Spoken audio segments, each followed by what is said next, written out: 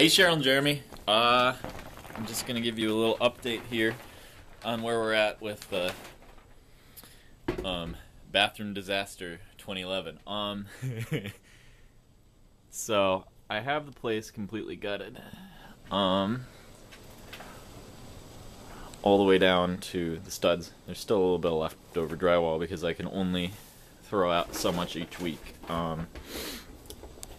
But there used to be a light there. So here is where I'm at. I really wanted to raise the ceiling up to the original one. That's a bad picture, but you can, I don't know if you can see, but the ceiling's pretty cool. I would take down the plaster and lath, and then take it back up to the original level. You can see it's about a foot higher, up at the top. And, but there are some minor situations that are preventing me from doing it. I'm obsessing over it right now. I actually had MJ come over and take a look with me, because what we have here is the original ceiling is connected to the sidewalls. Your house is balloon framed, so the studs go from the foundation all the way up to support the roof, and they're continuous all the way up. I don't know if you can tell, but this cavity goes all the way up to the roof. And you can see your blown insulation has gone down. Now, I'm going to install fire blocking regardless in the walls, because I have to bring it up to code, because you don't want these cavities being continuous, because fire can spread really quickly, like a chimney, up all your walls. So anything in the basement, which is actually exposed down at the bottom, could go all the way up. Ground molding. I tried to pull some pieces out, but they're too long. You can see that one. But so what they did is, when they renovated, they actually took and built this sub-ceiling here. And then they supported the second floor on this little wall there, which sits on top of this ceiling. Now, it actually sits, there's another wall right beneath that little wall, and that's the other side of the hallway.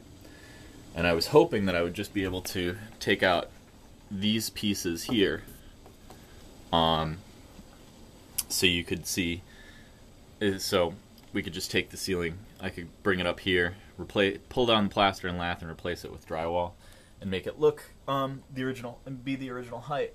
But the problem with that is the wall actually does sit on both, or that, I guess, brace sits on both these joists and the other ones.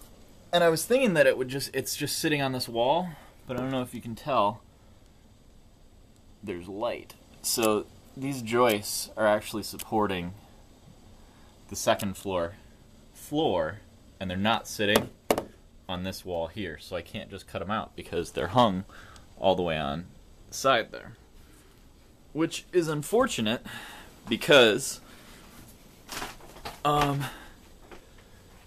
when they built the wall, all they did is they literally put the edge right on plaster and lath, so between where this edge is supported and the wall framing is the original plaster and lath, which is not terribly structural. I mean, it is, but basically at every stud there's two pieces of, or two nails that go through, and so it kind of sucks. So I'm kind of stalled, although I did start to put in rough mechanicals. I've got, this is going to be the light switch, fan switch, overhead light, and then GFI, and then I'm going to move your outlet over here, so I don't have to cut the switch plate. And that outlet, I'm actually going to connect it up with wiring above the door frame, so it'll be protected by the GFI, because it is in a wet area in the bathroom. So how it is right now is dangerous because it's not protected by a ground fault circuit interrupter. And so that's how it is for today. Hopefully that doesn't scare you too much. Uh,